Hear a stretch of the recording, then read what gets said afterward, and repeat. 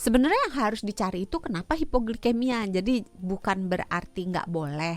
Boleh sih, misalnya nggak perlu dari kundur pun, misalnya mau makan gula pasir, misalnya bikin teh manis pakai gula pasir beneran gitu, nggak apa-apa, sepanjang itu sehari-hari maksimal 1 kali 24 jam kuotanya 50 gram alias 4 sendok makan.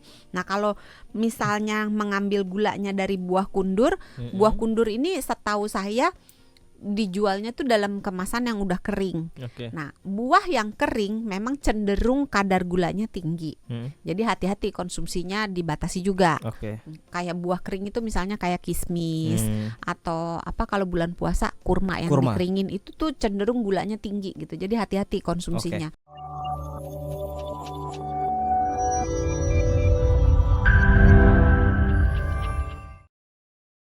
Ada buah miracle nih Mas Sony. Rasa gulanya sangat super. Karena jika kita mau makan buah miracle itu, kita makan sawo keset, masih terasa manis.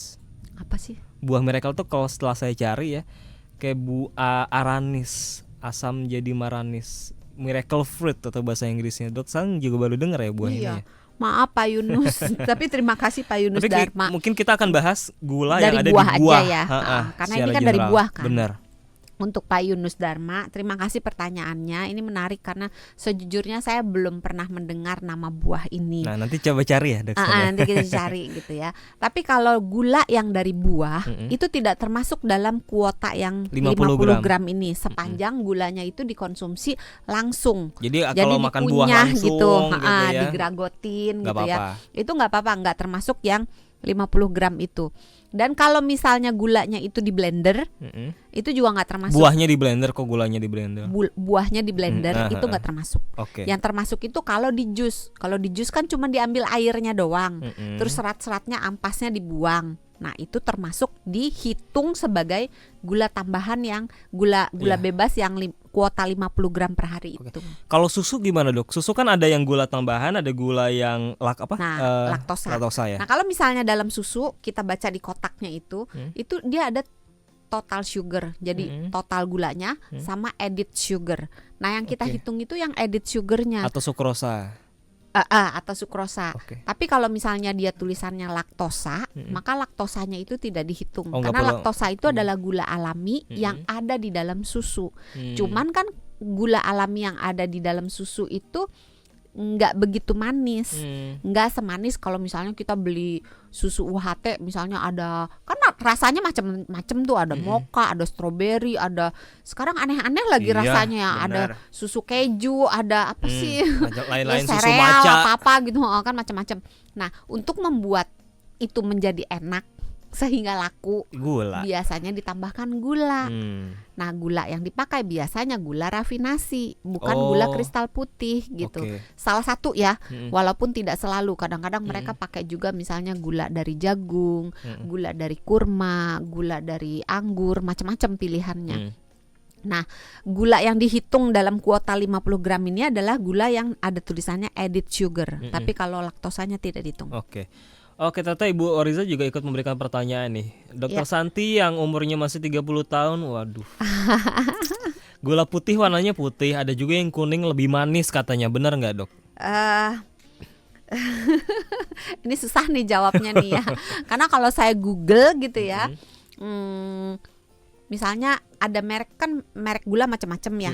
Ada gula merek ini, gula merek ini, gula merek ini. Itu kan kemasannya itu ada 2 macam ya. Ada yang hijau sama ada yang kuning. Nah kalau ibu-ibu pasti tahu nih. Tadi yang nanya Ibu Orisa apa Ibu Nenti? Ibu Orisa ya. Ibu Orisa pasti ngeh nih. Kemasan gula rata-rata apapun mereknya ya, biasanya nih dibagi jadi 2, kuning sama hijau. Kalau yang hijau biasanya ada tulisannya premium. Kalau yang kuning nggak ada tulisannya, cuman gula biasa. Nah, kalau saya Google, ini mohon dibantu juga, dikoreksi juga yang punya industri gula gitu. Kalau mau menjawab, silahkan dijawab gitu ya. Kalau di Google itu gula yang kemasan hijau itu sebetulnya gula rafinasi. Karena yang di kemasan hijau itu biasanya warnanya lebih putih daripada yang di kemasan yang kuning, yang tulisannya premium biasanya lebih putih dan kristalnya cenderung sedikit lebih kecil dibandingkan dengan yang kemasan kuning yang warnanya agak kekuningan.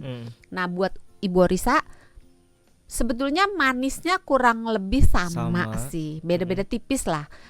Tapi di gula yang kekuningan, gula putih yang kekuningan, namanya gula putih tapi warnanya agak kekuningan. Sebenarnya nggak konsisten ya. Harusnya bilangnya gula kuning, tapi gula kuning juga kok nggak kuning-kuning banget. Kuning-kuning banget. Karena kalau kuning tua jadinya gula Jawa dong ya. Nah, yang kekuningan itu biasanya masih ada bau-bau karamelnya, rasanya tuh masih ada rasa-rasa karamelnya. Jadi ya tergantung pilihan sih. Dan kalau dipakai untuk bikin kue kadang-kadang membuat warna kuenya agak berubah. Oke. Ada Ibu Sylvia. Ibu Sylvia ini termasuk hipoglikemia. Iya. Suka minum air gula dari buah kundur manisan, itu boleh nggak dok? Cuma beberapa batang kecil manisan aja kok, misalnya 4 batang. Iya, terima kasih Ibu Sylvia atas pertanyaannya. Sebenarnya yang harus dicari itu kenapa hipoglikemia. Jadi bukan berarti nggak boleh. Boleh sih, misalnya nggak perlu dari kundur pun, misalnya mau makan gula pasir, misalnya bikin teh manis pakai gula pasir beneran gitu, nggak apa-apa sepanjang itu sehari-hari maksimal 1 kali 24 jam kuotanya 50 gram alias 4 sendok makan.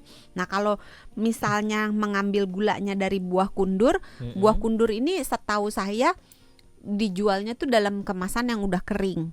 Nah, buah yang kering memang cenderung kadar gulanya tinggi. Jadi hati-hati konsumsinya, dibatasi juga.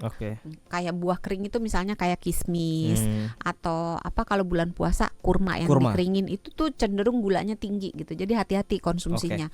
Terus boleh kalau mengkonsumsi kundur dalam jumlah terbatas gitu boleh, 4 batang tapi gitu boleh ya? Boleh. Tapi hati-hati, ini harus dicari tahu kenapa hipoglikemi ya penyebabnya. Say thank you dulu ke Ibu Rita karena mengucapkan selamat ulang tahun. God bless you katanya. Terima kasih Bu Rita.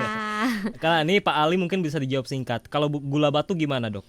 Gula batu itu sebetulnya, belum lah. Terima kasih Pak Ali pertanyaannya. Gula batu itu sebenarnya sama aja kayak gula pasir, cuman prosesnya aja yang berbeda gitu.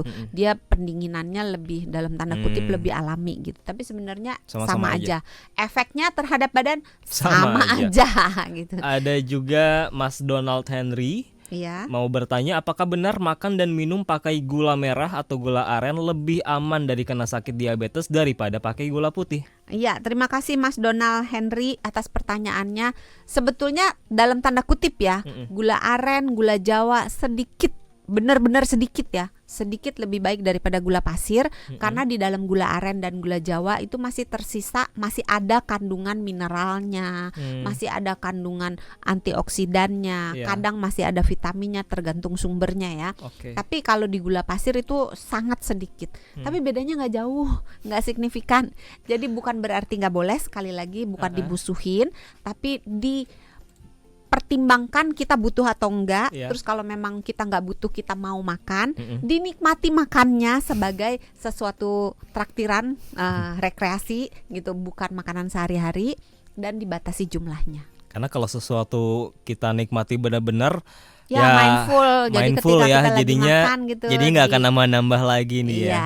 Dinikmati benar-benar.